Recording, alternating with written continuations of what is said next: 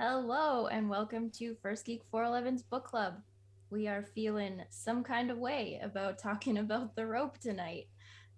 But before we get into that, you can find us on all the social medias. Come chat with us at One Geek 411 on Facebook, Twitter, and Instagram.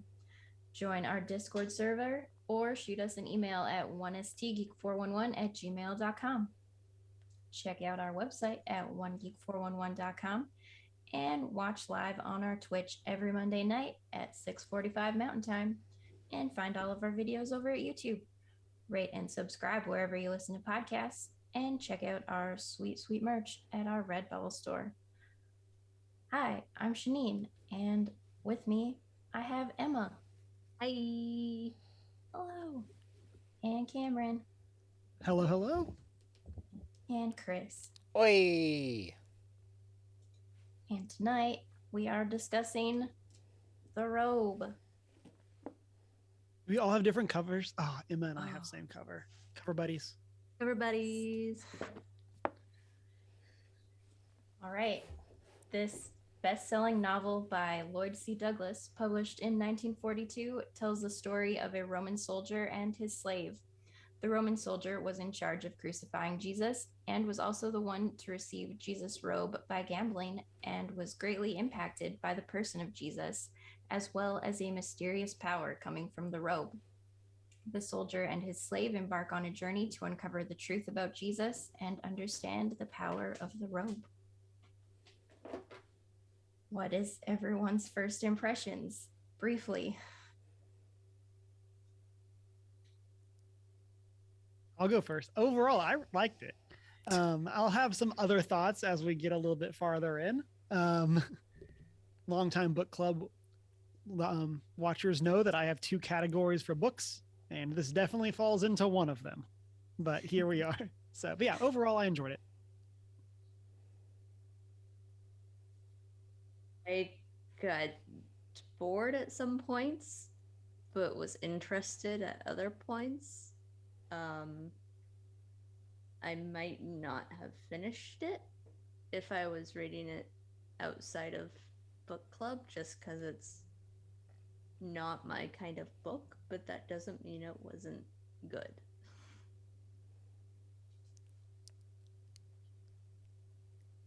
Way too long. Yeah.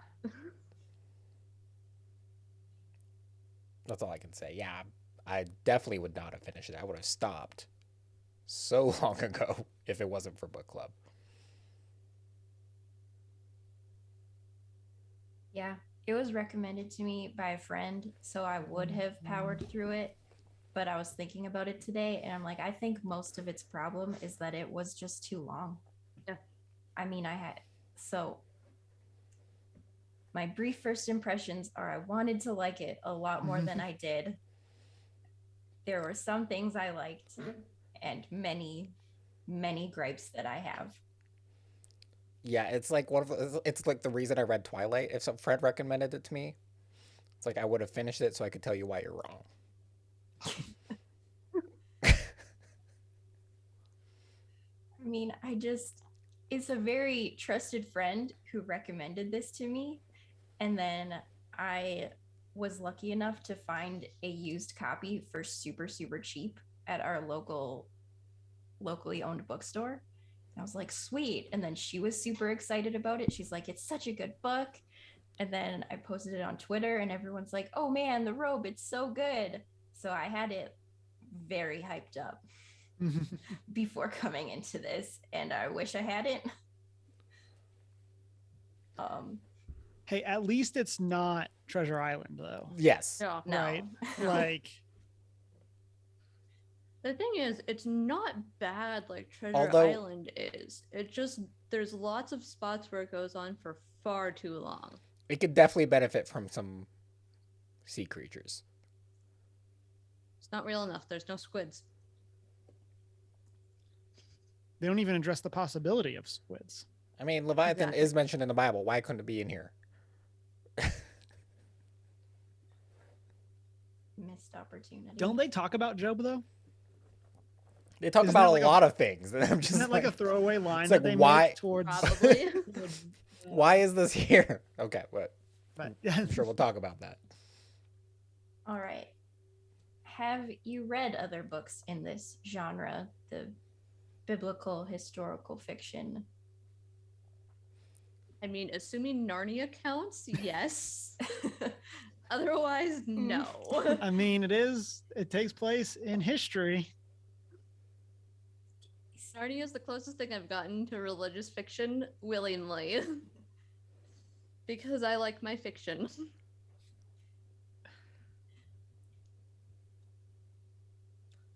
I mean, I'm not sure I'd put this in the same category as Narnia, but yeah, like Narnia is like true fiction, allegorical fiction, I guess would probably be a better category for. and it's fantasy. It's Yeah. not historical Exactly. fiction. It- There's Hey, like it's two that- it's that- it's that- chapters it's of that it, metaphor. like, there's like How two dare you. chapters. undertone. Narnia is real. I take it back. Actually, yeah, Narnia is just not fiction; it's non-fiction. I You- never grew we out can't of pro- that we belief, can't if I'm prove being Narnia perfectly doesn't honest. exist. I totally thought Narnia was real as a kid, and I just have chosen to continue believing that. We can't prove that the alternate dimension doesn't exist and that Jesus presented himself as a lion instead. Exactly. Okay, I'd love to talk about Narnia, but we are not going to have time for those things tonight. I'd almost rather be talking about Narnia, but okay. I think we all would be, honestly. Have you read biblical historical fiction, Chris? I can honestly say no. I don't think I have. Like, I'm trying to go through. No. No. Yeah, we're gonna say no. We'll say no. I'm gonna stop thinking about it because otherwise I'm gonna dwell. I don't think I have either. Maybe something at some point in like high school if it was like required reading, but Yeah. I don't recall. Like, I've read church historical fiction, but not biblical historical fiction. Does that make sense?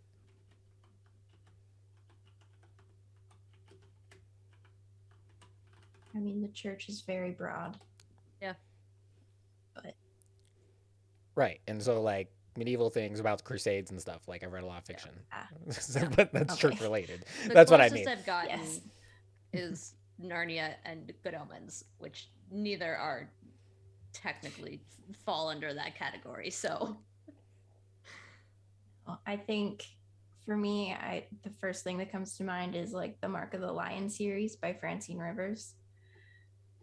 It's been a very long time since I've read them, so I don't know if I would still recommend them, but I really enjoyed them at the time. That was like early church history, like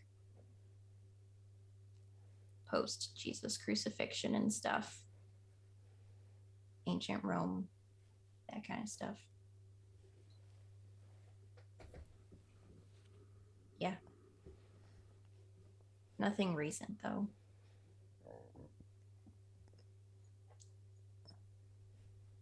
So, what was your favorite part about the robe?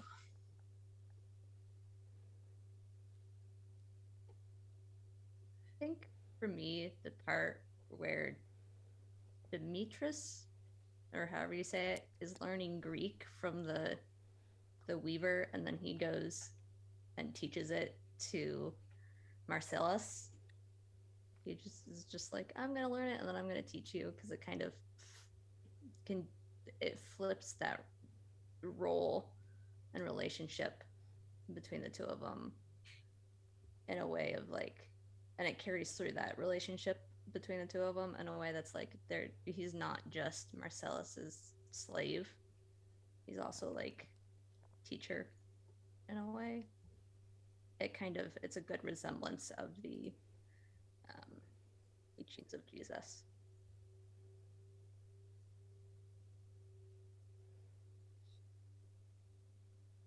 Yeah, I mean, for me, this would kind of tie in with any of some of the later questions, but pretty much anytime Demetrius and Marcellus are on screen or are like the ones in charge, On like page. leading the chapters. Cameron Like, actually just watched the movie. He didn't know. honestly, like Had I known there was a movie, about 200 pages in, I might have watched that movie. I have a fun fact about that movie. I know But, I don't know who I sent it to, but I learned a fun fact about that movie that I'll mention later. But yeah, I really found that they definitely had the most compelling part of the narrative, especially when they're in Jerusalem. Like I guess Jerusalem the second time. I think that was probably the most interesting part for me. I would agree with Cameron. Like, those are the parts that I definitely enjoyed the most, just because their interactions, their even if their relationship dynamic is,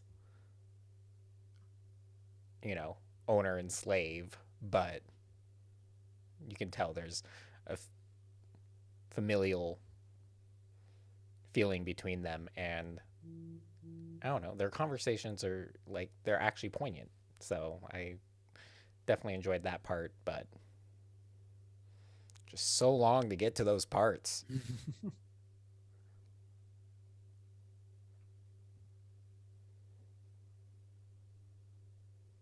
Yeah, I think what I did enjoy was, I think, yeah, like Marcellus and Demetrius, and that their faith journeys really did seem authentic. Mhm. That there was a lot of struggle to understand and reconcile it with their understanding of the world. Mm-hmm. I agree. While obvious that it was going to happen, I do think they at least made it feel like it was a real faith journey. Like it's very easy to imagine real people going through this in like the first century. So like, I think that was pretty well done, all things considered.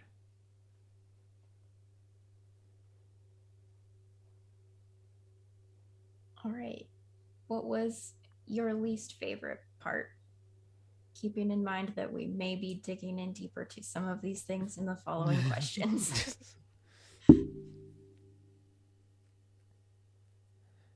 My absolute least favorite part is characters' names. Main character, whatever it is. When it becomes like the scribe dude for the Melon Ranch. Oh, Arpino. Yeah. It's like, yeah, or whatever. Yeah, it's just like, this is completely unneeded. So I say I liked that part. I think it's going to fall into the category of a lot of this, which is it was great if it wouldn't have been as long. Yeah, like if it. And or as a separate like short story. Yeah. Thing. And like so many things. This thing could have just been broken up. Like if this was a collection of short stories and there was a piece there, that'd be one thing. But like in terms of the overall plot, it's nonsensical. Well, not nonsensical, but it just like it's unnecessary. It's trying to show growth without properly executing it in some ways. I mean, because the whole point there is that it's Marcellus trying to demonstrate and share Christ with people for really the first time. Yeah. And I think my issue with it is that it's like, oh, I'm going to orchestrate this huge thing with like all of these cogs and everything's like he's like a tactical mastermind. Like the first time explaining Christ to these people. Which I mean, that's the power of the gospel, of course. But like, it's just like this huge convoluted plan that all conveniently works out. Maybe it just like the way he approached it reminded me too much of personal evangelism class. Have you tried just building a pool for people?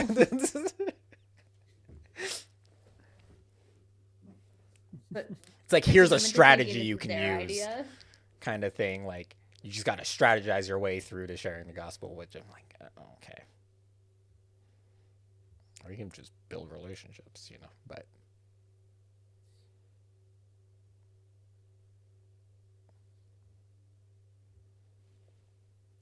For me, I'll say my least favorite part is less of one specific part, and it was more of the multiple times per chapter that we got reminded that the Roman Empire is a bad place. It's like we got it. Like that was my biggest thing. It's like, oh man, here we go, another paragraph. Oh, the emperor is still crazy. Got it. And guess what? The guy who takes over after he dies, also crazy. Even worse. Oh, never would have seen that coming. Good thing we have multiple paragraphs devoted to all of this throughout the whole novel. So, and I think that one of the places that's the biggest is actually the beginning of this book. Like, I think the first 4 to 5 chapters up until Marcellus really gets to Minoa are rough. Because there's so much world building, which I guess you obviously need in your novel, but I feel like it could have been 1 to 2 chapters instead of 4 to 5. Especially since the kind of reader who's going to be picking this up has at least a basic understanding of that time in history. Mm-hmm. Even if it's super basic. Yeah. Well, and also the way he approached it was by introducing a ton of characters that aren't inconsequential. Yes. Like they don't matter. It's like why are you that naming them and characters. why am I getting a full backstory for them right now? And then I'm never gonna see them again.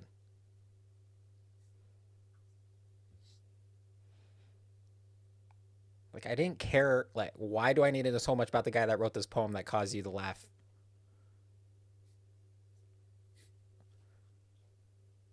No.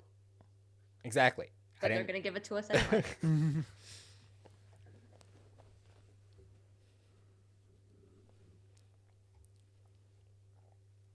Why not?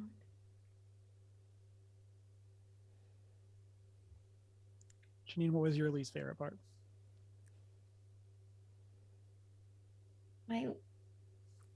So many parts. Not just that. This is okay. So we've done this for a year and a half now, or maybe a little bit longer. And that expression is my favorite Janine expression.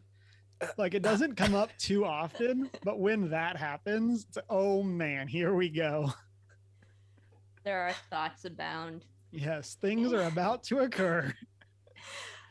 My least favorite part is just the sheer amount of least favorite parts I had. I couldn't get 5 pages through, I couldn't get 5 pages without having a major gripe. And there are 612 pages in my copy. I didn't even look. That's so many gripes. Yeah, mine was 500, so. Yeah. Mine is just over 500. 482. 508. Yeah, but it's big pages. I definitely feel where you're coming from on that, Janine. I had so many gripes, and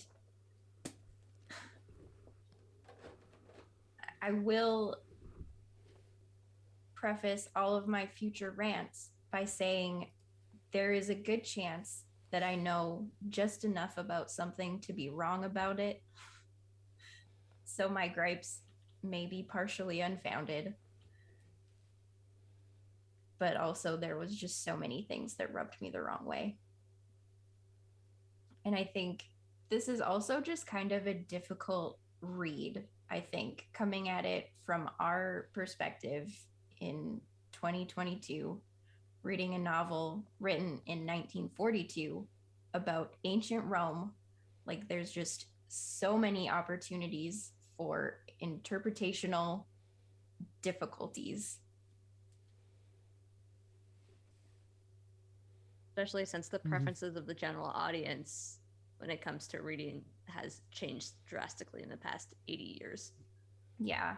And it's not just our view of ancient Rome, it's our view of a 1940s novel view of ancient Rome, and there's just a lot of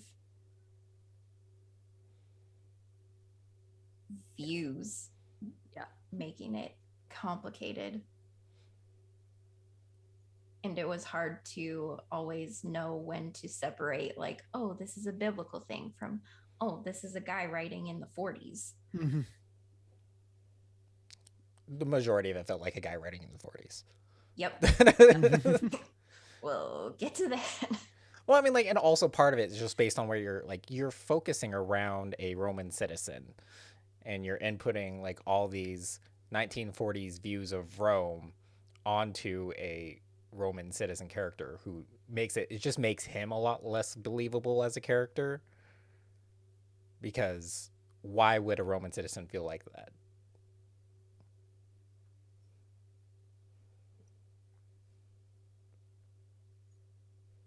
Yeah, we'll get to that Yeah, in a couple sorry. of questions. We have thoughts. Who was your favorite character?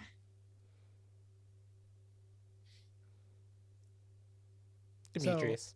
Yeah, Yeah. Demetrius Yeah. and Marcellus, like it's definitely It like was unanimous Demetrius. yeah. The main there's a reason that like honestly, even for the two of them, for both Demetrius and Marcellus, there's a reason that they're the main characters and Yeah. they are the most interesting ones. Well, they're the And then actual there's- developed ones Right. And Yeah. then there's technically other people here too, I guess. that we know way too much So- about, but obviously not enough for them to matter. Yeah. Yeah. Even Diana, who we don't really hear her point of view until like towards the end, or like we don't see much of her story until towards the end. But we get all of this info dumping on her Mhm. throughout, where like that space could have been used to describe her relationship with Marcellus instead, and like we could have gleaned more about her from that. Yeah. You know, like the whole time that he's gone for like a year or whatever. Yeah. And we just never hear anything about her during that time period. Like any time in there would have been a great time to develop her as a character.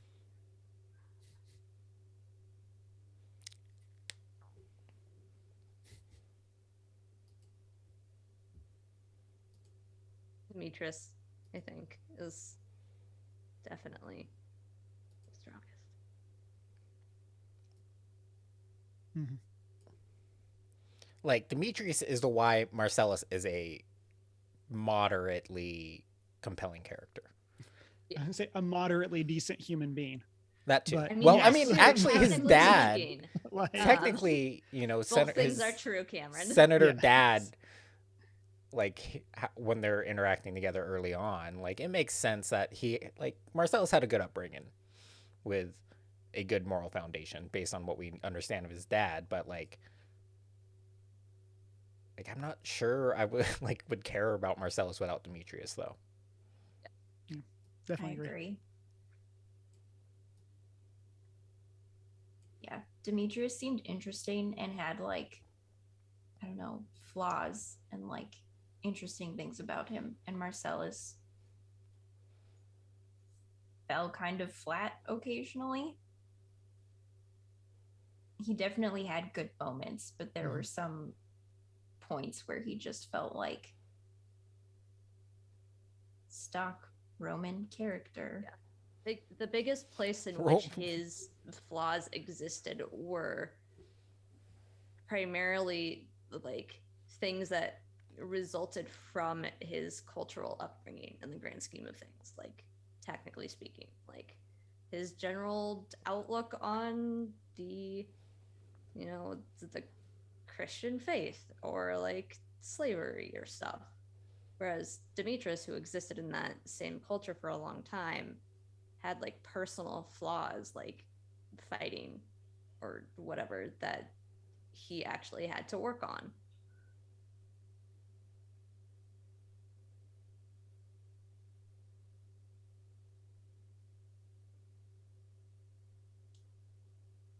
All right, least favorite characters. Okay, so this is going to be minor in the grand scheme of things, but why is the last name of the main character and the first name of his arch nemesis, both G names that are like very close and very easy to mix up. And I found myself being very confused by this whole first portion of the book where we're talking about the like all these things going back and forth between the Gallio family and Gaius, whatever his name is. Like, okay, I get that maybe we're trying to be historically accurate to something, but could we also have not unique? like could we have done something different here? Like, this is the most minor of gripes, but like it was one of those that's like, oh man, your characters are just too close in name for me. And again, maybe that's trying to be historically accurate or whatever, but that bothered me. And then kind of just to go for what we've talked about elsewhere, anything that wasn't the main characters always felt one note. Everyone felt like, oh, what was my motivation? Whatever the plot needed. How do I feel about this? Here solely to move the plot forward. Yeah, exactly. Like, some of the people in Galilee were definitely more interesting, but still felt overall relatively one note. And so I don't know. It's for me, it's kind of hard to pick a least favorite because they're all kind of bleh. Brown nosing poem writer, because I don't care.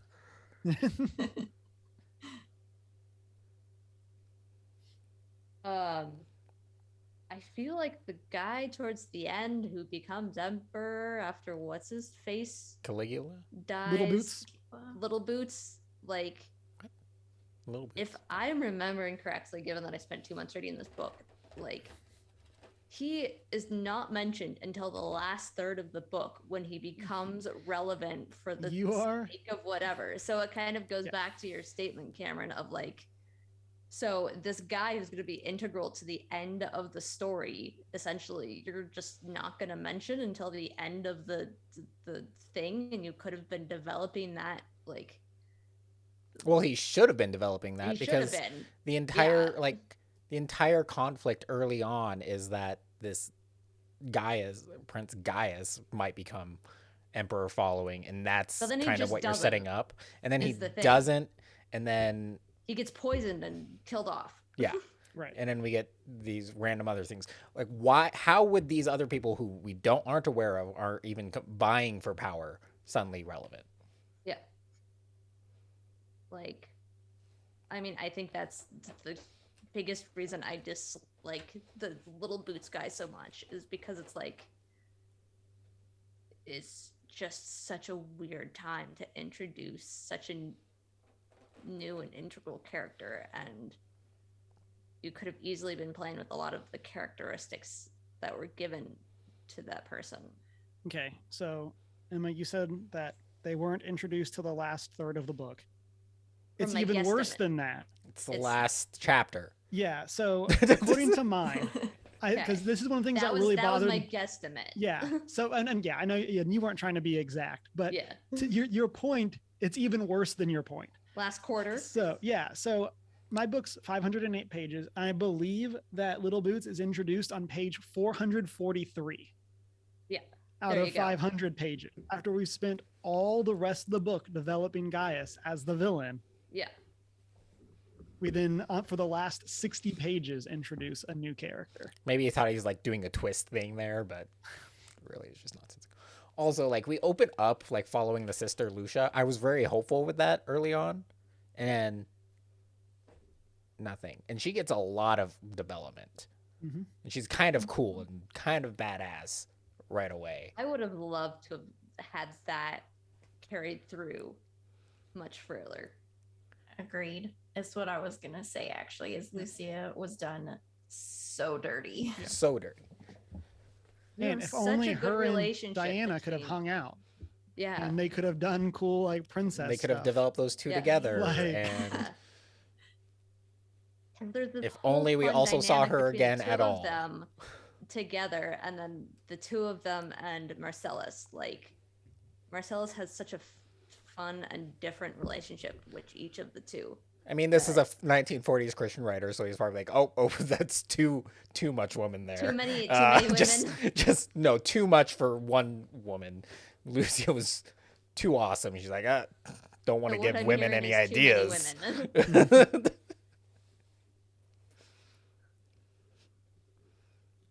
All right, so I think we're ready for our next question.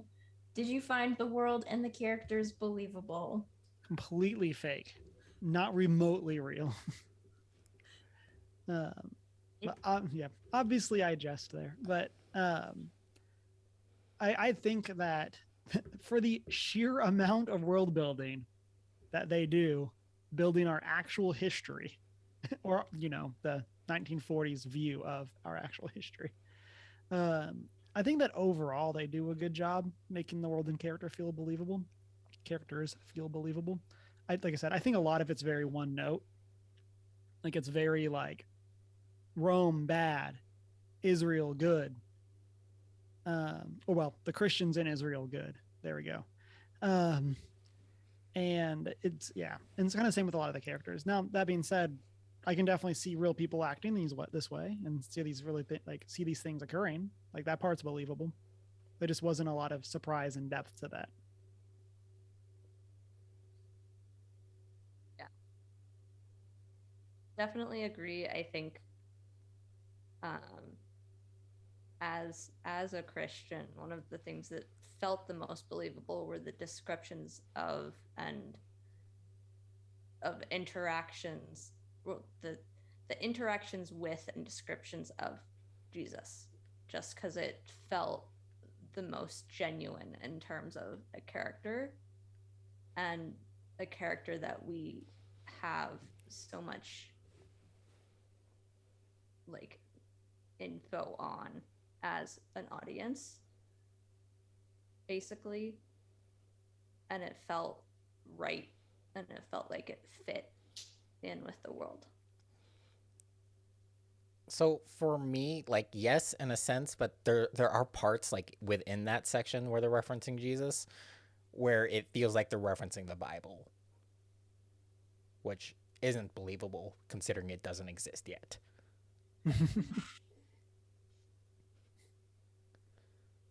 Fair enough. Like it just feels like they're specifically referencing scripture, and like too on the nose at times, and I'm like, so that made some of those characters unbelievable, like a little less believable for me in terms of a historical fiction at this time period. But it's like, yeah, sure, felt like ancient Rome. Politics felt really like plausible.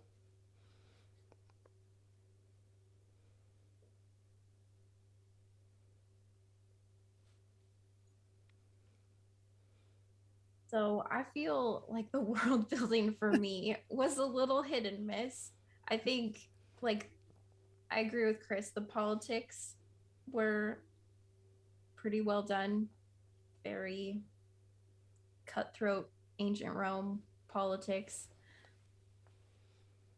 The different settings and things that we went to did not really feel that different to me.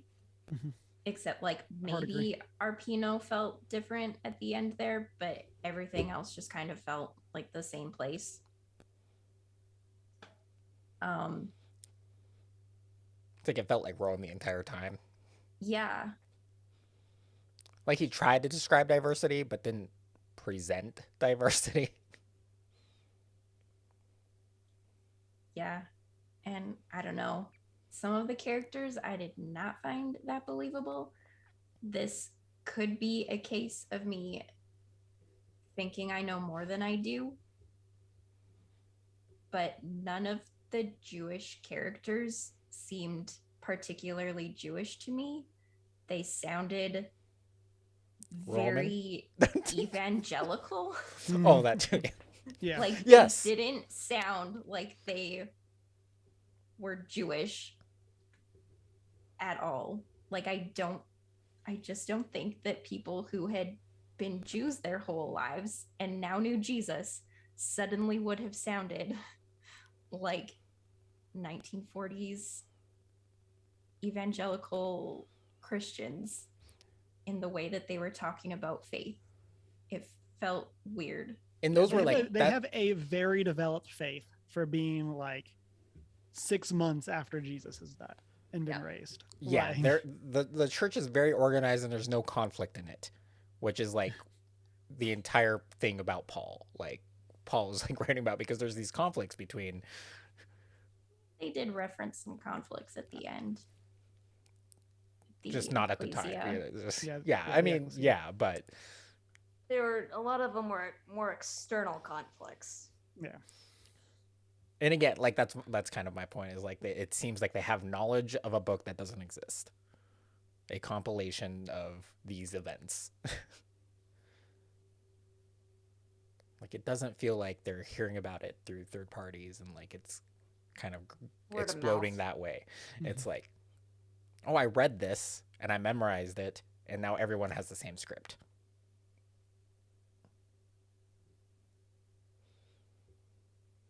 Yeah. And like I don't know if I know how to explain it necessarily. I'm not that knowledgeable. I have like a couple of Jewish friends that I have spoken with, and just the way that they talk about faith feels so different from how Christians talk about faith. And in the book, it felt like Christians talking about faith.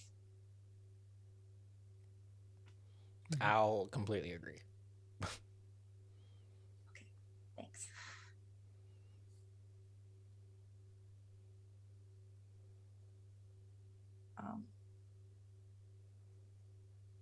I guess another of my gripes about characters being believable is, Douglas, what the heck were you doing with all of your female characters?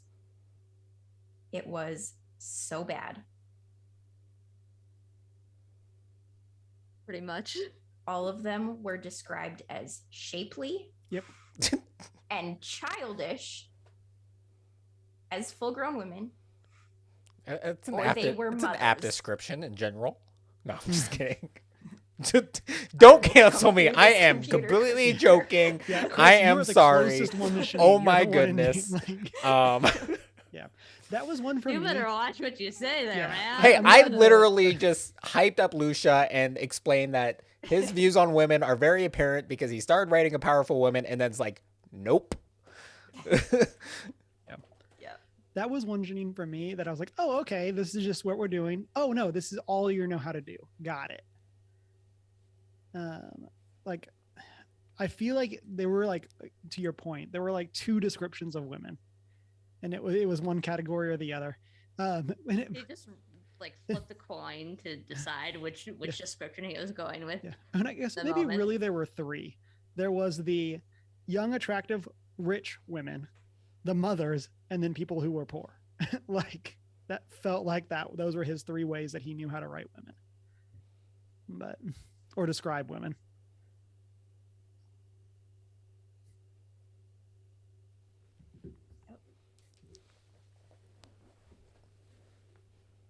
It was so very bad.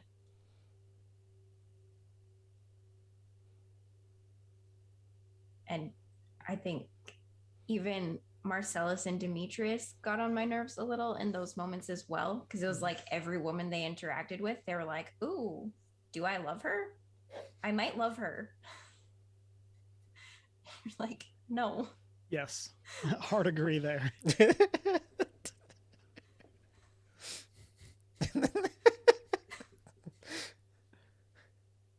I mean, that's what goes through my brain every time I meet someone. No.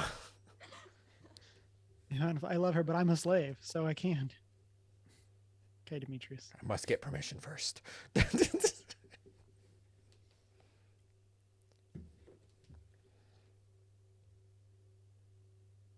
All right. And speaking of Demetrius, the way that slavery was approached, I don't know if I always bought that either. There was a whole lot of the I did not look this up. I'm gonna assume Lloyd C Douglas is a white guy. Yes. Because very there was much a so. lot of like, sure, slavery is bad, but as long as you're nice, Right? like it could be worse. Well- Like there's definitely a lot of civil rights like stuff that would have a whole lot of issues with these, like this general characterization. It's like even worse, we didn't even get like a contrast. Like it's like, yeah, this family, like even as that like has a problem technically with kind of slave ownership and the way he approached it, but like we don't see what it's like for other slaves. It's just Demetrius is our prime example, and it's like One presenting us like reference. he feels like a slavery apologist is what it comes off as ultimately. Yeah. I have a quote. I kind of snippets from a conversation that Marcellus is having with Miriam. He says, "It will be easy to talk about Demetrius," replied Marcellus, "for he is my closest friend." And then later on in that conversation, he says, "No man can be expected to like slavery, Miriam, but once you have been a slave, there is not very much you could do with your freedom if you achieved it. I have offered Demetrius his liberty." And then Miriam says, "You must have been a good master, Marcellus." And that kind of seems to sum up the conversation around slavery. There's also a part like that doesn't Marcellus say is like, "Oh, aren't we all just a slave to our world?" Also, plot twist: Lloyd C Douglas is a white guy. So, just in case we Not very much a plot twist, but right, you know. not exactly shocking, but just to verify, based on a quick Google search. So,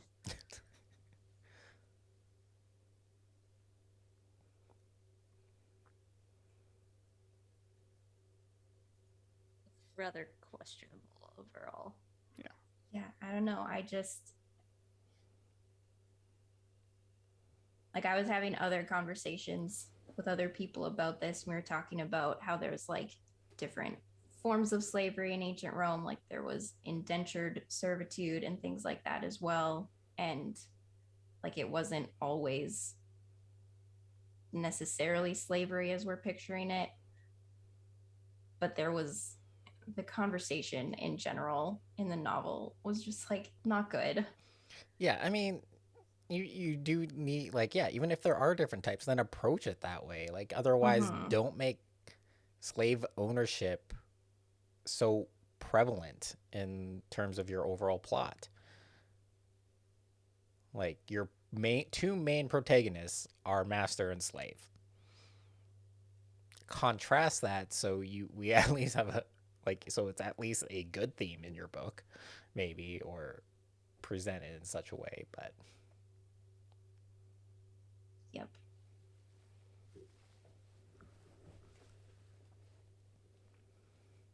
Yeah, I took huge issue with Demetrius turning down his liberty so much. I'm like, I don't know if he really would have done that.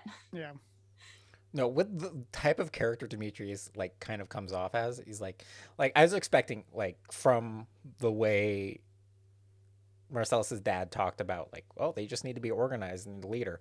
I was expecting that to happen, and Demetrius causing an uprising of the slave class, like him entering into that role, because there's technically potential foreshadowing early on. It's like, why is this relevant to this plot? And so, if you're not going to approach that, Yeah, he seems much too fiery to be that loyal to their family. like I understand like having a long relationship, but like it's like you can take your liberty and maintain that relationship if it's offered, and it Not like you're cutting ties with that friendship yeah. by accepting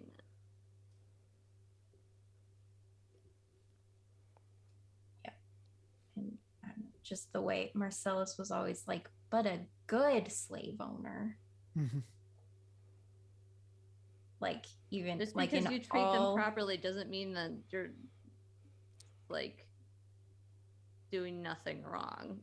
It's like the people nowadays who argue that slave owners didn't abuse their slaves because it's an expensive piece of equipment and you wouldn't do that to something that you spent so much money on.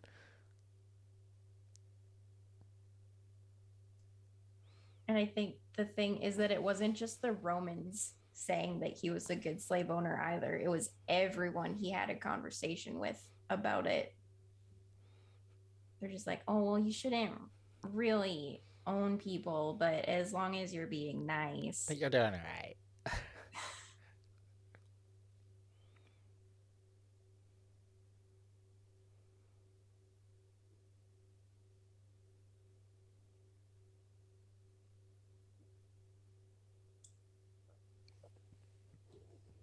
But yes. Any other thoughts on world building as I get off my soapbox briefly? You stay on that soapbox. Briefly. Yeah, stay on there, girlfriend.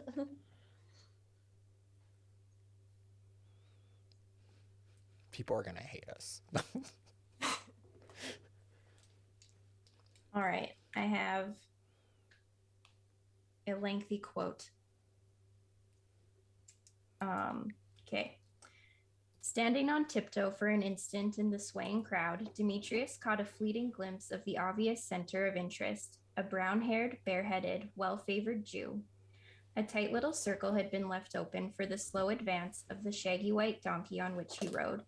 It instantly occurred to Demetrius that this coronation project was an impromptu affair for which no preparation had been made. Certainly there had been no effort to bedeck the pretender with any royal regalia. He was clad in a simple brown mantle with no decorations of any kind, and the handful of men, his intimate friends no doubt, who tried to shield him from the pressure of the throng, wore the commonest sort of country garb. The huzzas of the crowd were deafening. It was evident that these passionate zealots had all gone stark raving mad. Paulus had drawn a very clear picture of the Jews' mood on these occasions of the holy festival, commemorative of an ancient flight from bondage.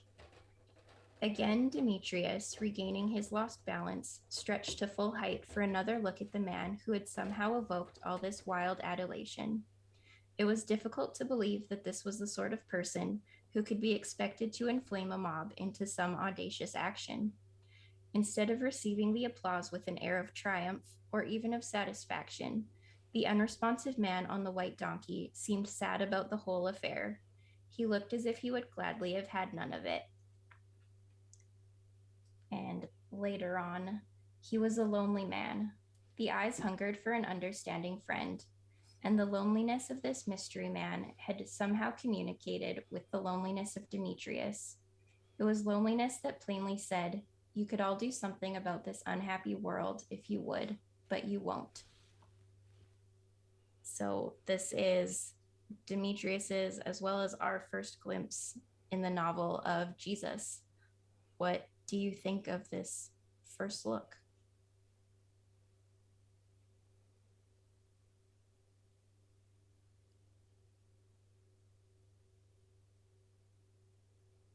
So for me, I liked this. I thought that this is a very interesting take, and obviously we're seeing this through like Demetrius's eyes. So like, while I think there's parts of this that I would disagree on, where we are seeing it through his view, not through what was true, if that makes sense. But I thought that this was really interesting. I loved this picture of like Jesus being surrounded by people but being lonely. I feel like that feels so true to who he would have been or is. But that idea that even with all these people, there's no one like him. Like, and just kind of that, like, how do you, like, when we see that throughout the Bible with Jesus constantly going to pray, like he's constantly trying to spend time communing with God, and kind of that idea of like wanting to spend time with the Father. And I don't know, like that part I thought was really connected with me, and made a lot of sense.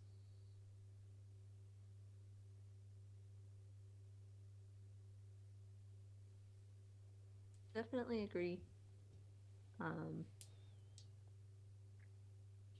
It definitely just sort of at least fits with my mental image of Jesus throughout the Bible.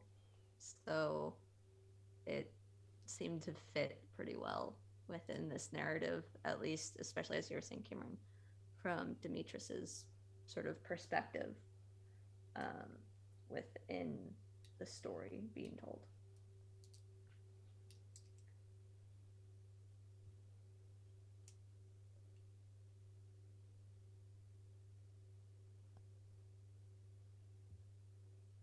Yeah, sure.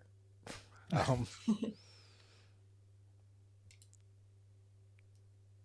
I think I kind of like the way Demetrius describes him. I think in a lot of the art and stuff that we see, like Jesus in this scene is looking like very kingly and is in probably like white robes and like the purple sash and like all these things and just like looking very like, yes, And this white. is Just- that too. You know.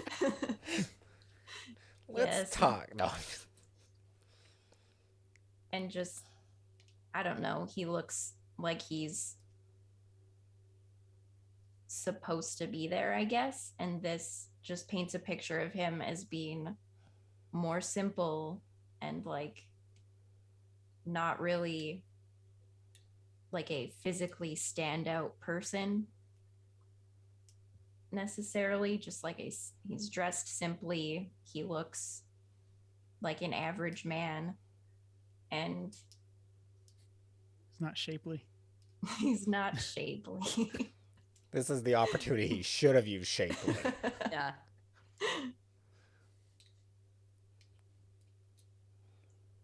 And yeah, just that the thing that stands out about him is his eyes, not that he's like, I don't know. Mhm.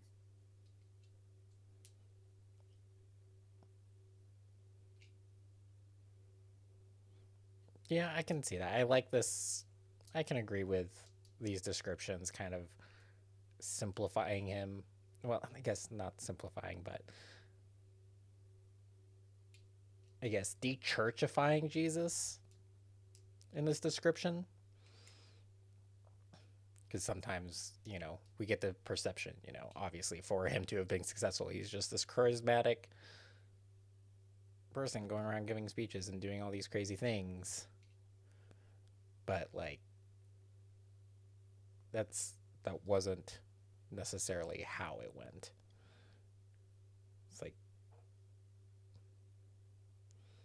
like people were drawn to him for other reasons.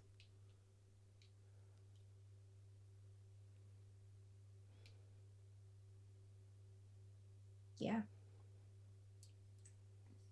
So, what do you think of the way that Jesus is spoken about throughout the novel?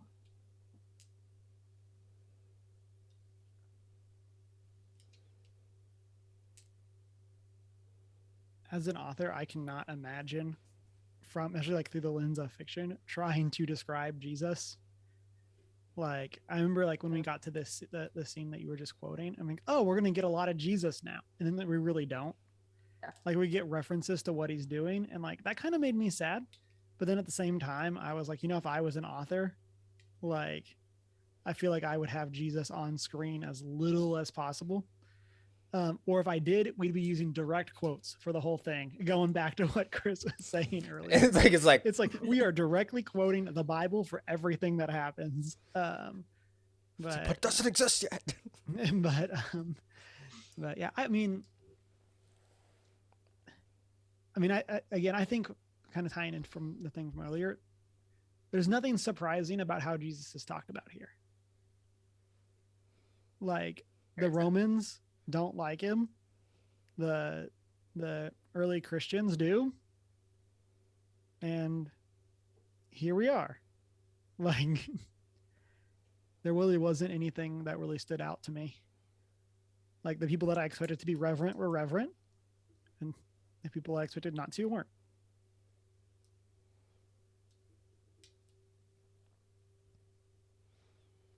He definitely, in some ways, kind of came off as a mystic.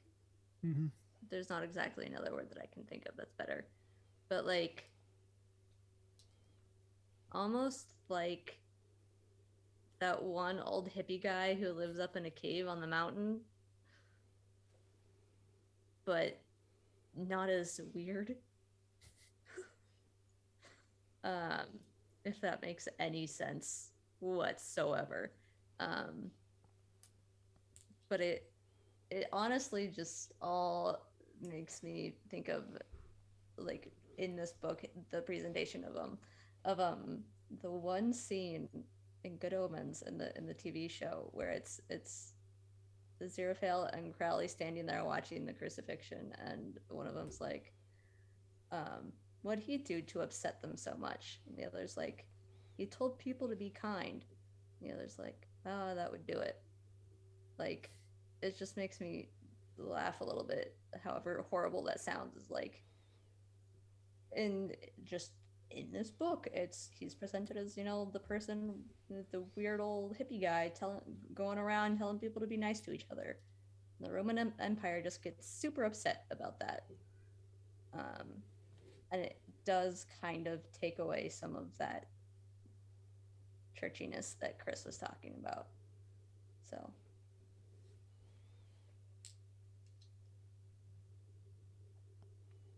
See, I almost disagree. Like, I think this initial description takes away some of the churchiness.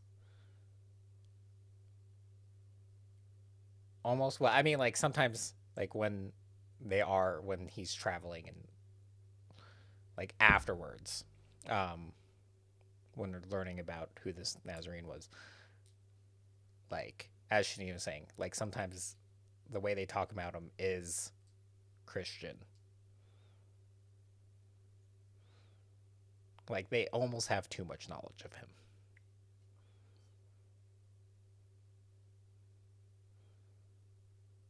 fair enough.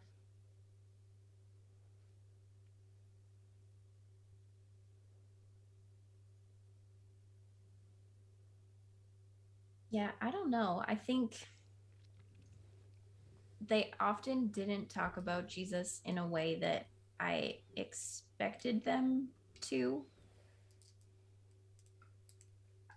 I'm trying to decide if it's because Douglas wrote it weird or if it's because I just like don't know how like the first Christians would have spoken about Jesus, especially how they would have spoken about Jesus to a Roman that they don't trust fully.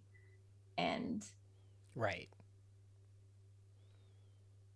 so I don't know. It seemed a lot like they focused more on just like, oh, he was a good man and he wanted us to be peaceful and kind. And I don't know, it took like a really, really long time for them to start talking about his divinity at all. Like, I'm pretty sure that the first time he's called the Son of God is not until page 481 in my copy.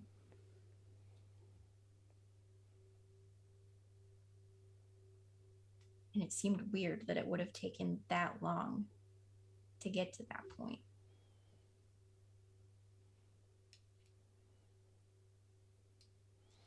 That might just be me. But I think also, like, maybe that's just something, Floyd struggled to do as well. Because it's hard for us to understand, because our entire premise of kind of everything that's happening is essentially scriptural. But, like, they don't, these Christians, the first Christians didn't have that. They only had word of mouth, their small glimpses and experiences from if they actually did see and interact with him. It's like, how would they react, especially in their specific cultural context?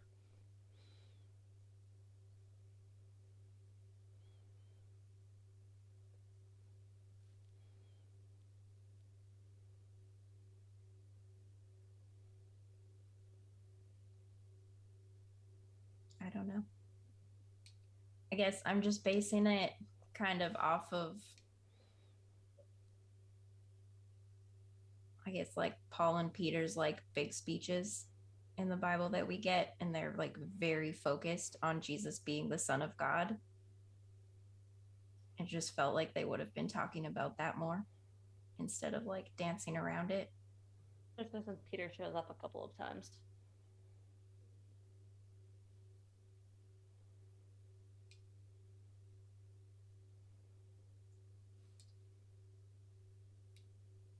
But also, what do you think about the robe?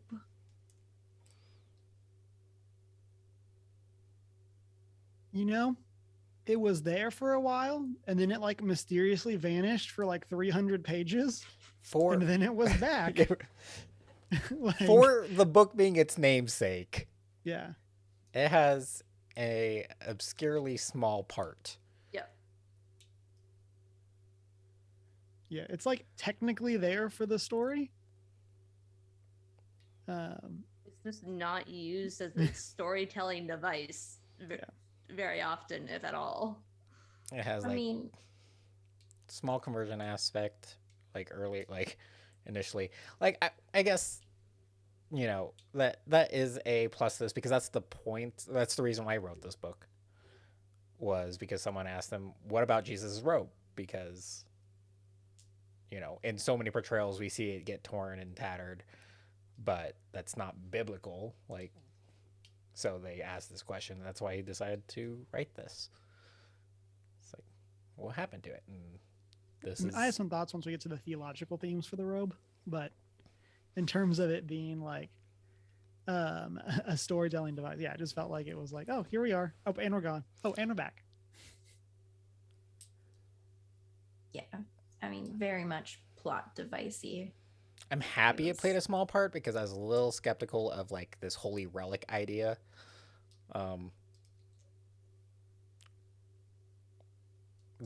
And I'm happy it was like it's just not necessarily that.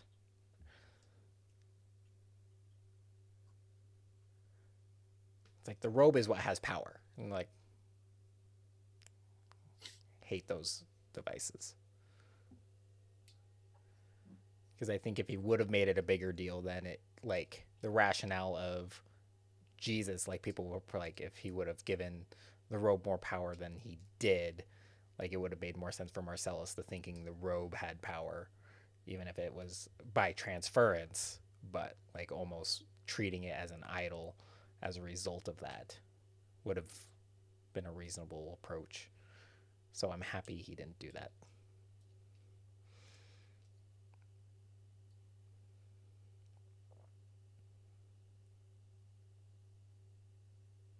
Yeah. All right. What did you think of Marcellus's journey towards faith and his conversion?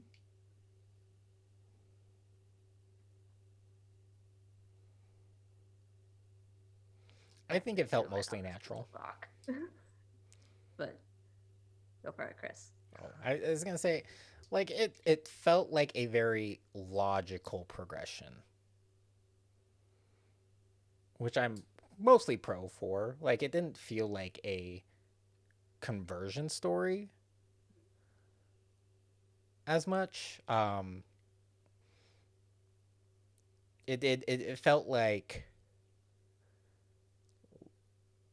the logical progression where it's like, okay, these are certain things I do have values in. I never really agreed with slavery based on the moral character of my family. And then as he experiences these things and he sees and then he begins to learn about Jesus and everything and his teachings, like, oh, and he kind of starts grabbing those and then kind of naturally progressing into, it's like, well, this guy doesn't seem insane, and then kind of growing and like making that logical turn is like everything kind of makes sense and it all comes together instead of like this magical experience that it's like, oh, I believe.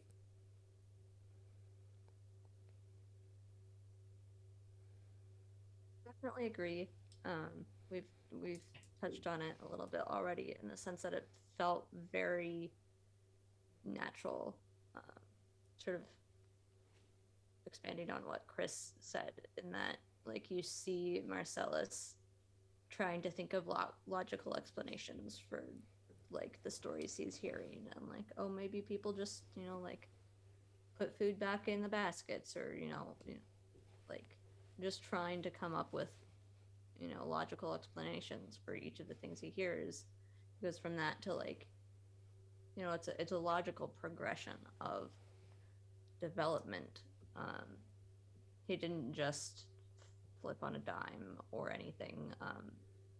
It made sense and fit with how we as people think about the way of the world.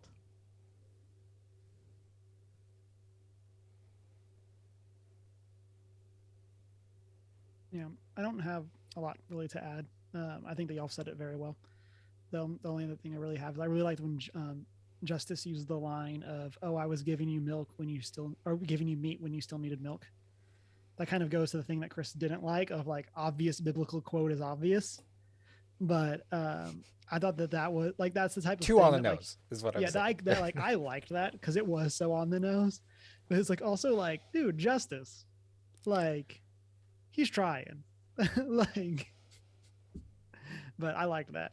And again, I think that's part of why it felt real, is that while it was never surprising that Marcellus would become a Christian, I do think that they gave him enough of a back and forth um, that it made it feel like a genuine conclusion versus the I'm a Christian, so my main character has to be a Christian.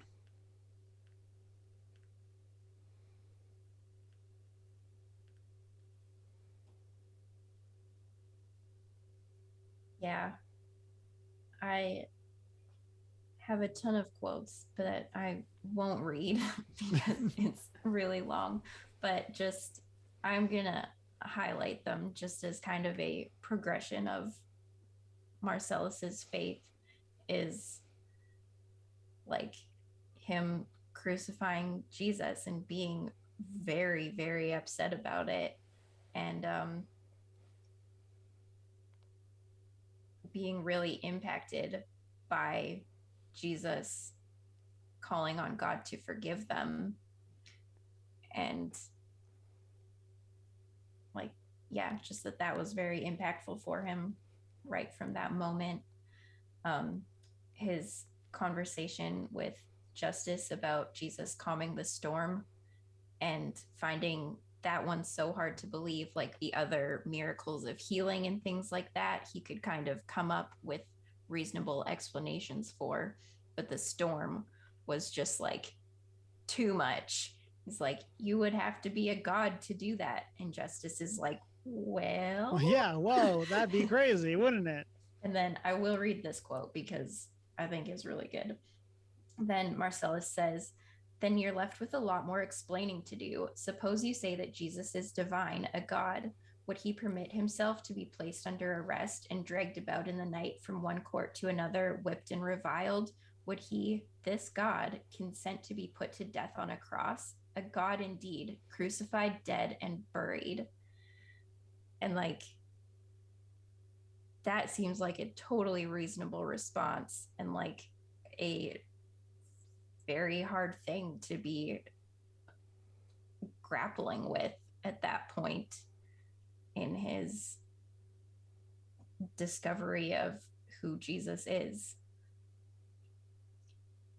And then when he's finally convinced is in watching Stephen be stoned and see Jesus as he's dying. And that's what persuades him. Yep. Good thing he didn't help. It happened too fast. He had more than enough time to go talk to Saul, but not enough time to help Stephen. You know, I mean, he made half-hearted attempts at explaining that. Yeah. Douglas did. Yeah. Like, he couldn't have done anything because he just couldn't have. There was just no way he could have done anything.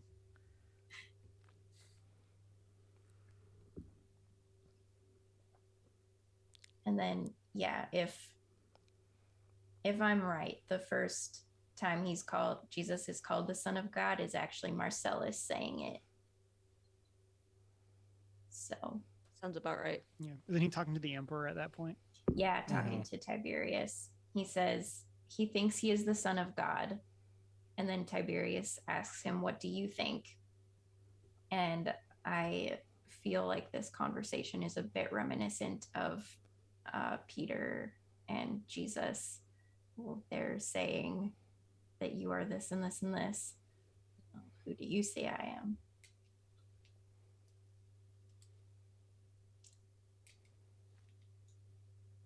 All right. And what do we think of Demetrius's journey towards faith? I liked that. I think this is a failure in the storytelling from Marcellus, but one of the things I liked about Demetrius's story is that while he never doubts his faith, he struggles with the actions connected with it.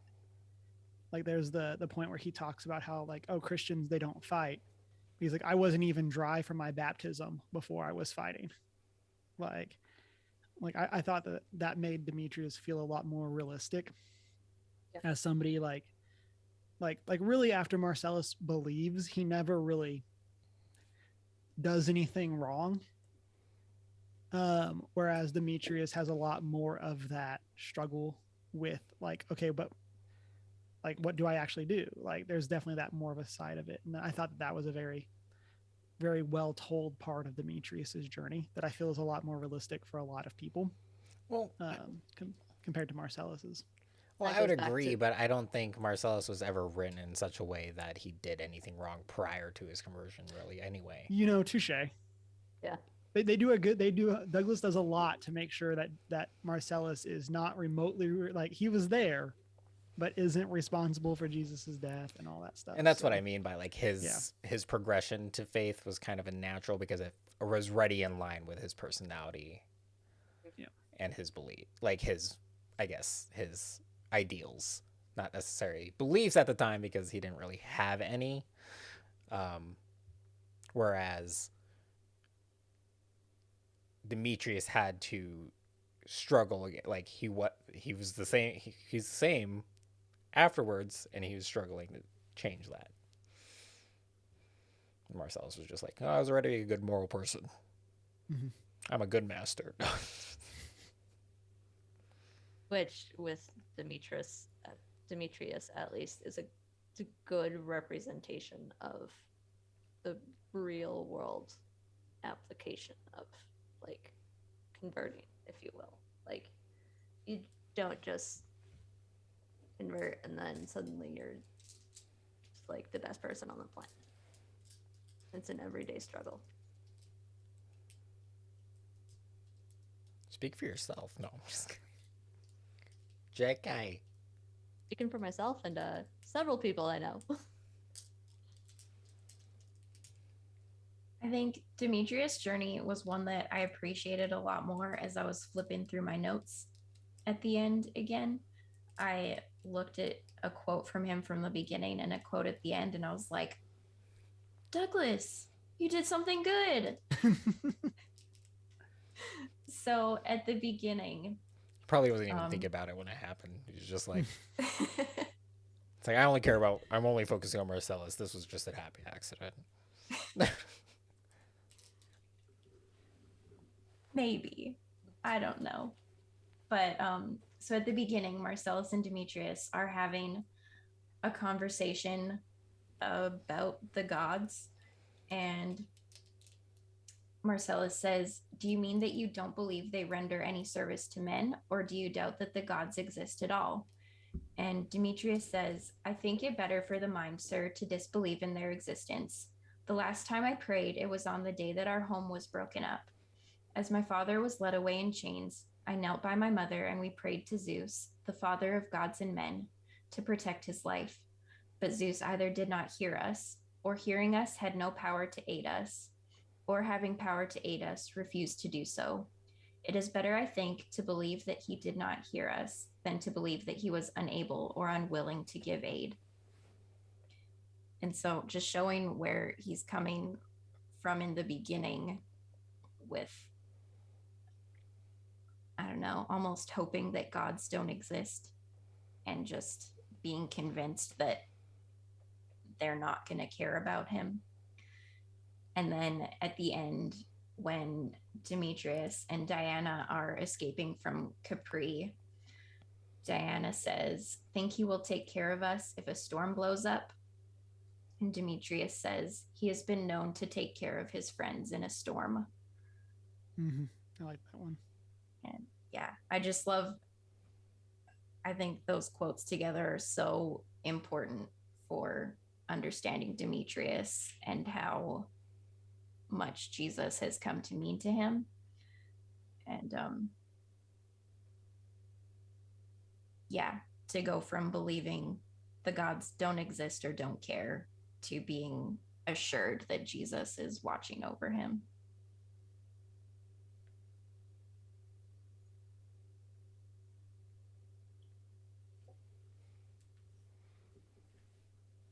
All right, let's get the soapbox back out.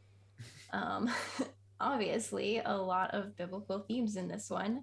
What theological themes stood out to you? What themes were frequently revisited? And do you agree with what Douglas had to say about them? So I'll start with one that I've referenced earlier with the robe. So, in a world where Jesus, of course, knew what was going to happen and knew through the prophecy that his clothing would be gambled and that it would thus go to the centurions who killed him, I really liked the robe as this representation of forgiveness and comfort. That, like, it's Jesus. I mean, eventually it gets back to Peter through the end of the story, but like Jesus knowing that the person that would need this the most is the one who crucified him. Like, I loved that representation of forgiveness, of like, my robe will provide you comfort for what you have done and will provide you the forgiveness that you need, or represent that forgiveness to you. And I really loved that theme. Again, it's very big up until Marcellus is better and then kind of gets like forgotten about for a while, but like, I love that representation, specifically because that's prophetically what Jesus knew would happen. So I really liked that theme. I liked a bit of that too. I think especially when Marcellus put on the robe, like not even knowing what's happening, but like it's like, you're being covered in Jesus' righteousness. Right. It's not you anymore. You don't get it. Yeah. Yeah. Yep. I agree. That was good.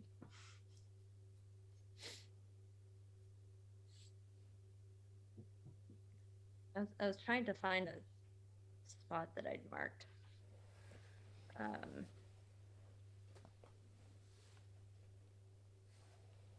don't remember which one it was. So I have a quote. This is one of the times I think that they handle the slavery issue well. And this is it Benjamin talking to Marcellus, I think. He says about Demetrius, says, "It isn't he who has demoted mankind, it is you. He is still free to believe that God is his spiritual father, but you aren't." And I think that is a big challenge point for Marcellus, of this idea that, oh, I'm one of the good ones. Because and while I don't think it gets dwelled on remotely enough, like, it's not really something that comes up, as we've discussed. I liked that challenge of, even if you're one of the good ones, if you're compliant with the mistreatment of others, you are the one that's still at fault. And you are the one that is not living out or or you're not recognizing the image of God in other people because of how you're part of the system. kind of like the idea of by not making a choice, you're making a choice. And that is to err on the side of evil in many situations. Yeah. I think for me, the biggest thing that stood out to me was the thing that we've talked about a lot, but conversion and the just like the fact that everyone has a different journey in that path and that process of getting from point A to point B or C or whatever. And it's going to look different. It's just in the context of the time in which all of those historical events happened, and there aren't 2,000 years of Bibles being compiled and people like saints coming around and things. But I think that's the biggest thing, because you see a lot of like themes coming from that and coming out of that, of just how that plays out and what it means to different people to come to that conclusion that Jesus was in fact who he said he was, and what that then means for us as humans.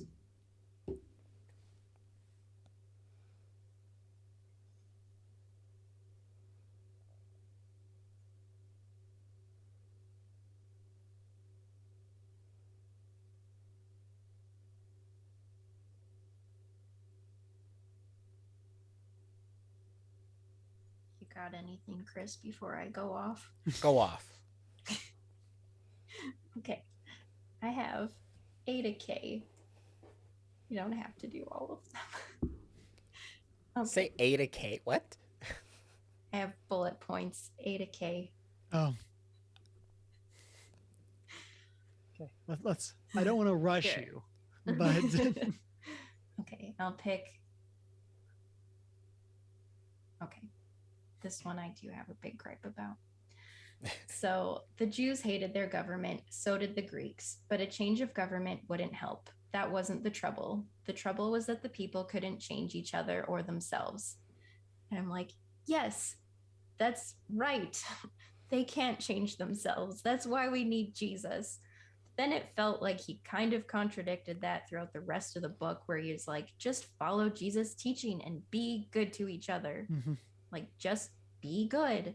And then also a change of government wouldn't help. But on like the last 2 pages, they're like, oh, if only Marcellus could have been the emperor, everything would have changed. And I'm like, I feel like that is the opposite of what Jesus being king is, but okay. So there was that. I have that gripe. Miriam, the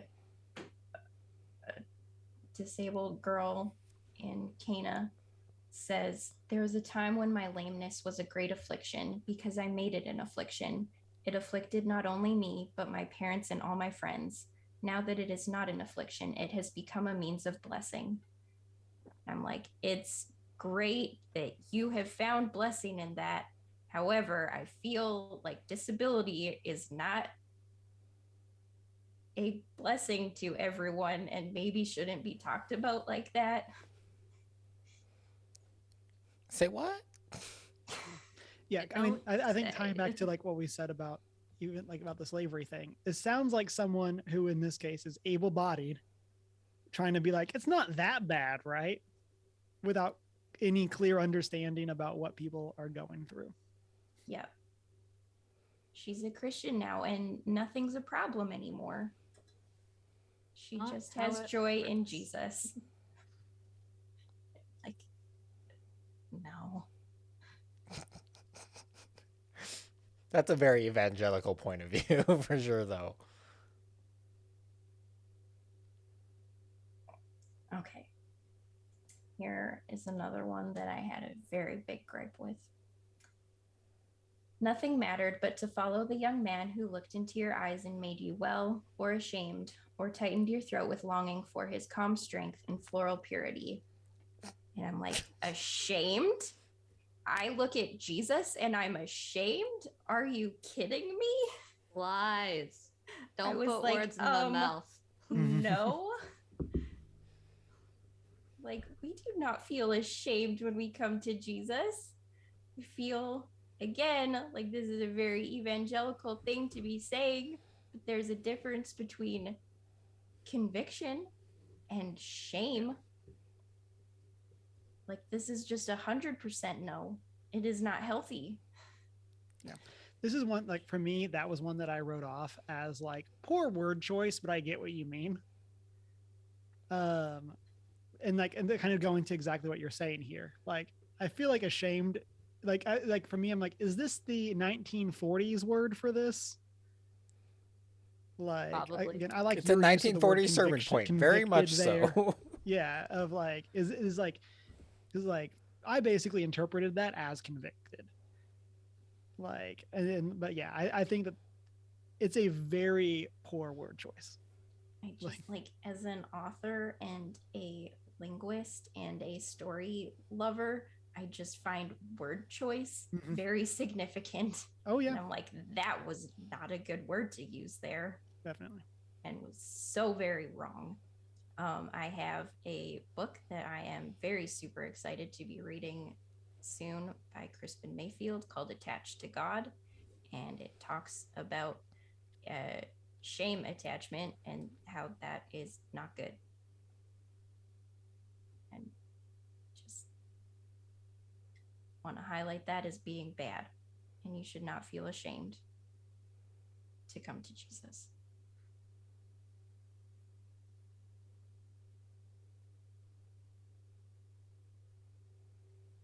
Share any of your other ones? All right, I'll do my. I think, was there one you liked? Yeah. Like obviously, like we definitely have a lot of theological issues with these, but was there one that that you thought was handled particularly well? Yes. Okay. So this is when Justice's grandson has given away the donkey to the other boy. And Justice says, "There is no vanity so damaging to a man's character as a pride over his good deeds. Let him be proud of his muscles, his fleetness, his strength, his face, his marksmanship, his craftsmanship, his endurance. These are the common frailties that beset us all. But when a man becomes vain of his goodness, it is a great tragedy." I think that is some good theology there, is we are not righteous without Jesus, and being proud of our goodness is a serious downfall. So I agree with Justice there.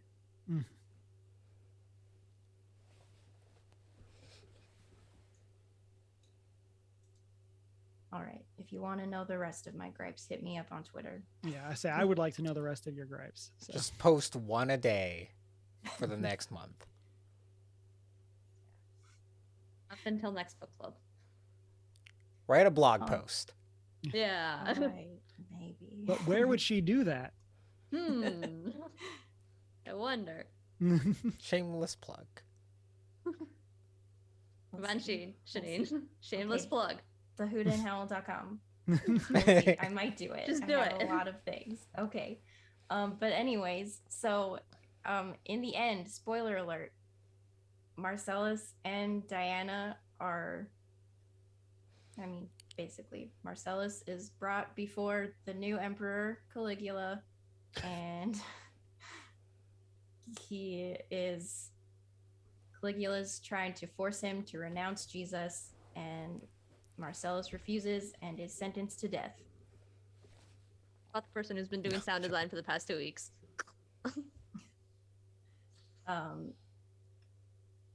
What do we think of this ending? I never saw this coming. Who would have thought? This was the ending I was worried that that Douglas would do, because it felt so obvious. Yeah. Yeah. That's basically all I have to say about it. I mean, he had like kind of two options. Right. to end it. It's like, I mean, historically, it makes sense. Yeah. I mean, Yeah. they could have also not gone to Rome and become missionaries or done something like that. Kind of how they get Demetrius out of this, where they have him go back to Greece to But become that a also missionary feel there. bad to me. Not gonna lie. Yeah. Right, but like, yeah, I it's, yeah, It's a little too feel good.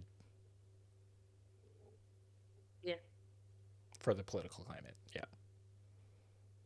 Yeah, this kind of felt like the cop out ending to yeah, me. that's how I felt. Like, They both do though. Like, I think, to me. I don't know, but I would have kind of liked to see Marcellus struggling to like fit in with the rest of the Christians as like the rich Roman, and they're like not trusting him, and he has to like find his place in that outcast by community and upbringing. figure out Mhm. like how he is going to live out a Christian life.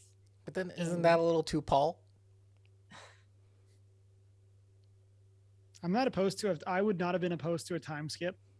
Yeah. I mean, we kind of got one in the middle there. Like, In the middle. I don't know. well, it not even seemed like in the first quarter, I guess. With the like robe, we but, like, all saw of a sudden he's back. Demetrius's struggle with like fighting and things like that, and it feels like we could have got a bit of a like post-conversion struggle with Marcellus, but no, he was killed for his faith as a martyr. They could have definitely delayed it, but then the book would have been longer. Right. I mean, and this goes into my book club. Every book is either 30% too short or 30% too long. 30% and I wish too long. Yeah, I this feel one like is 30% definitely- is too low of a percentage. It's generous for for this case. one, but It is generous Very for this one. generous. But I grand feel scheme of like things. we could have cut 30% of it And then given us had a time skip, and then like had the last 100 pages be like Marcellus and Diana trying to figure out life. So I'd be okay with that. Yeah, I can agree with that. I think I will say for the ending, I did kind of like how they brought back the robe, and all of the like Roman soldiers and stuff like were unable to touch it. mhm. It was an interesting detail. I agree. I liked that. All right. Is there anything else that stood out to you, or any other quotes you would like to share? It's like, as we've been talking, I've been like just kind of thinking about first century church and like kind of like what things would have been like. I feel like this is lacking superstition. I was thinking about that too. Like, and maybe that's also like part of like that world building piece is like it's lacking. You know, there's all these rumors about Jesus going around, and people just take it at face value. Like, they don't apply any superstitious element to it, which would be very reasonable considering For that education era. levels and Yeah. and I the was types just of gonna people say- we're dealing with, which kind of approaches it with Demetrius and Marcellus early on talking about the gods. Yeah. And even with his dad kind of referring kind of the gods are for the poor and the weak so that they have something, and it's based kind of on that but it's never really like it's just lacking in kind of like the like they're able to explain things away like as if they have a scientific knowledge, Which we are almost, which historically would just coming into historically the be era. That's- should be like historically lacking almost. Yeah. Especially for someone like Demetrius. He's very insightful, but that's just something in my brain. That's... Because we had terrible with my years, but we hadn't even defined gravity yet at that point. No, not even close. Not even close. So About 1400 years or so. yeah, Like- terrible with my years, like so let alone, any of this other stuff. So by human nature, we would have been applying superstition to things. Yeah, superstition would have been a big deal here. Like a lot of things that may have happened, like that couldn't necessarily be explained, you would attribute to a superstitious element or the gods. And I think so. I feel like that's kind of lacking. I would also say that I probably would have been more into this, and like maybe that's also just why I had more problems. Like if I would have read this earlier in my faith, or like, prior to deconstruction, it probably would have been more poignant, and maybe that's why this is so well reviewed.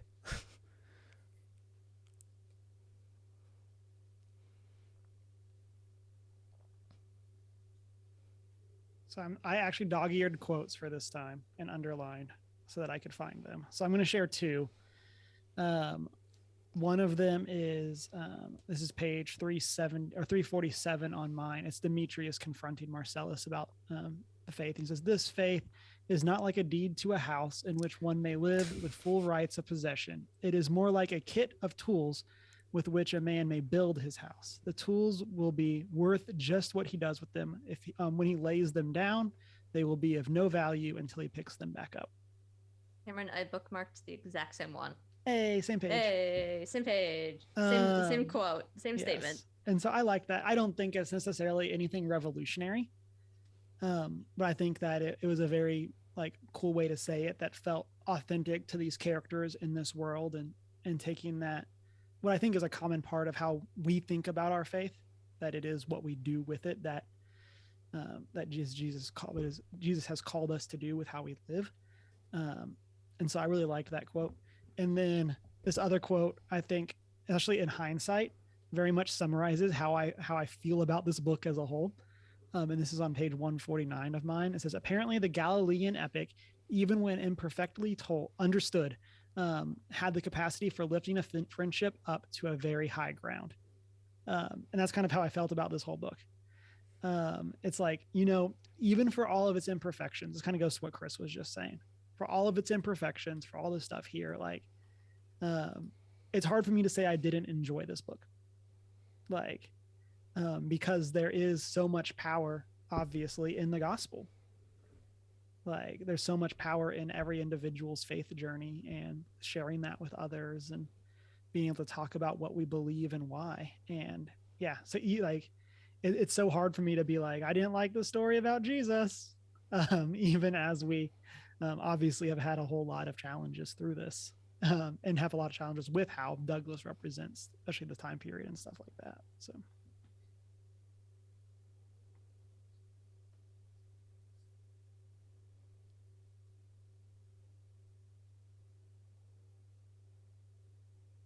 Anything else anyone wants to share? I dog-eared a lot of pages, but didn't actually mark the quotes that stood out to me. So I have a bunch of. So I have to read the entire page now. So I have to read the entire page again. So I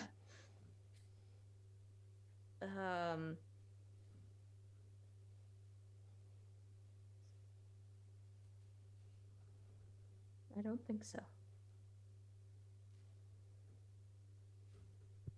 All right, I will share one last thing that I found humorous is Diana and Marcellus are talking on Capri, and Marcellus is trying to convince her about Jesus, and she just wants to get married, and there's a lot of drama, and she says, "You're breaking my heart," and all I could think of was, "Anakin, you're breaking my heart." Yes, that was my thought too. I loved that. I'm glad that we both thought that. It's actually what Star Wars is referencing is the robe. Yeah. Right there. It must be. The classic George Lucas. All right. So to wrap up our last fun question, from what other point of view would you want to hear the story of Jesus?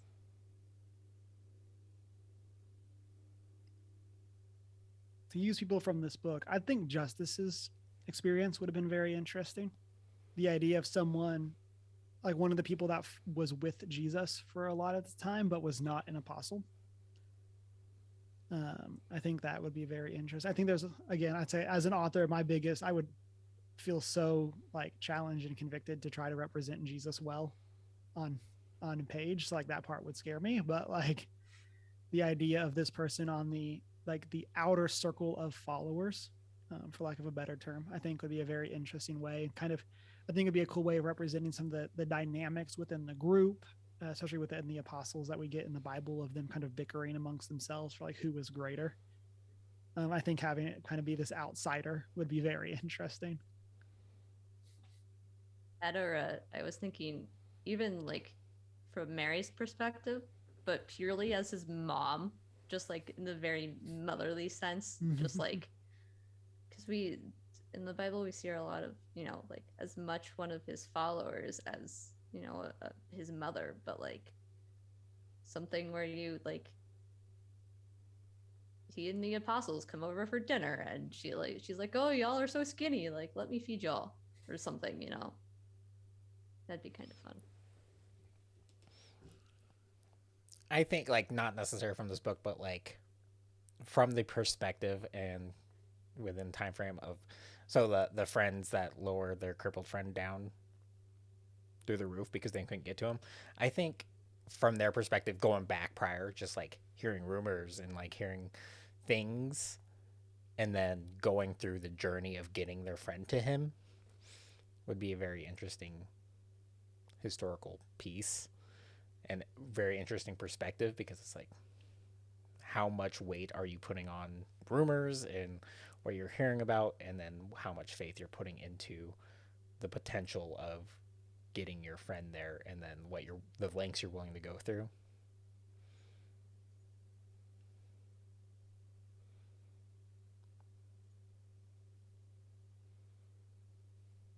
I'd love to hear it from a woman's perspective as well. I think Mary Magdalene or any of the women that were traveling with Jesus as well would be really cool.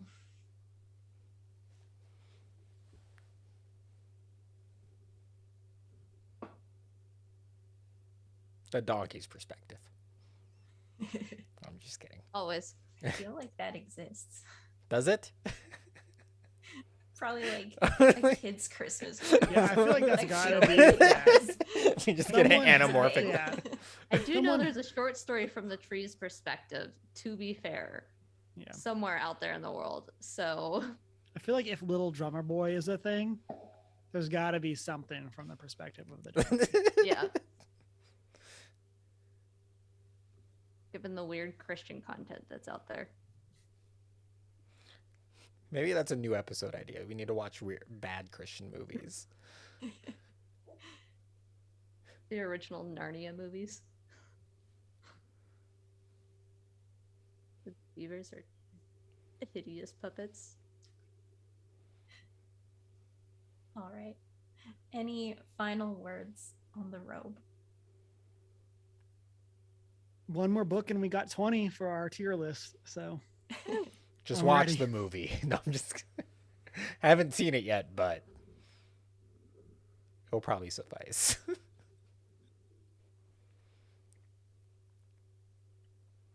I mean, I still gave it a 3 out of 5 stars, and 60% is a passing grade. So, Not Treasure Island. yeah, not Treasure It's Island. not Treasure Island. I would still rather read Treasure Island. There you go. Mostly because it doesn't feel as big of a waste of time. It all comes down to this length. It's just like, oh my goodness.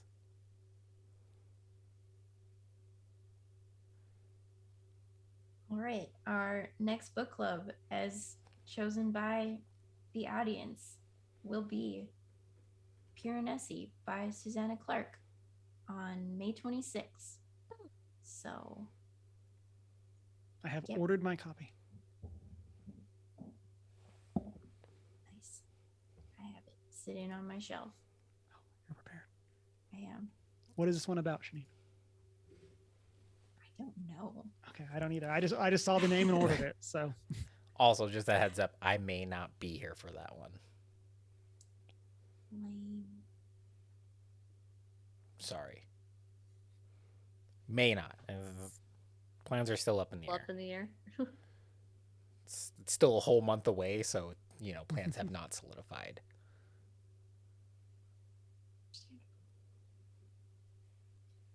All right. Thank you for joining us tonight. talking about The Robe by Lloyd C Douglas. We are First Geek 411 on Facebook, Twitter, and Instagram. Come join our Discord server. Check out our Redbubble store. Contact us by email at 1stgeek411@gmail.com. Watch live on Twitch and find our videos over on YouTube. Rate and subscribe wherever you listen to podcasts. Check out our show notes on onegeek411.com. You can find me at the Hoot and Howl on Twitter for all of my gripes about The Robe, or All your hot takes. on Instagram at Hoot and Howl Tales, TALES. You can find me at I am not prepared with an I. You can find me at Humar Whittle. And I'm not so foreign.